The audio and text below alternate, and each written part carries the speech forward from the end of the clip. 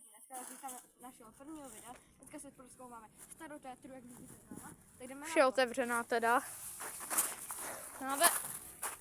A jo, já nechci, aby se to skámo to. No, tam jsou různý jako takový kabel. Takže podrž to, hlavně to nestopne. Vidíte, tak jsou tady různý kabely. Tady. Naranžová takový jako prostě. Tady je normálně takový ty tachoměry, nebo co se tomu říká. Jako fakt dobrý návod, no jakože docela jackpot. Tady to tlačí, tady to někde funguje. Tady jsou budíky. Tak jdeme ukázat motor. Tady je elektrika, vidíte, motor. Jo. Já to to. Jak vidíte.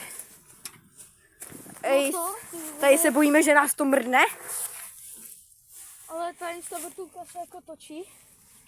A jako, já si myslím, že to je dobrý návod. Toto je ta celá Tatra.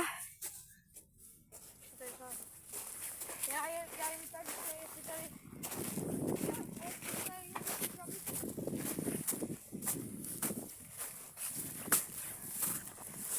Tady někdo vyhodil ty, tu vidíte dveře.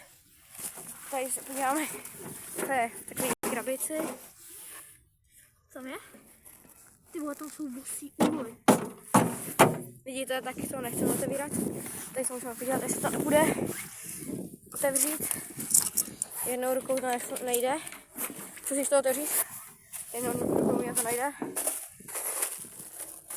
Nejde. A jo, tamhle to nepůjde. No, ty máš to třeba.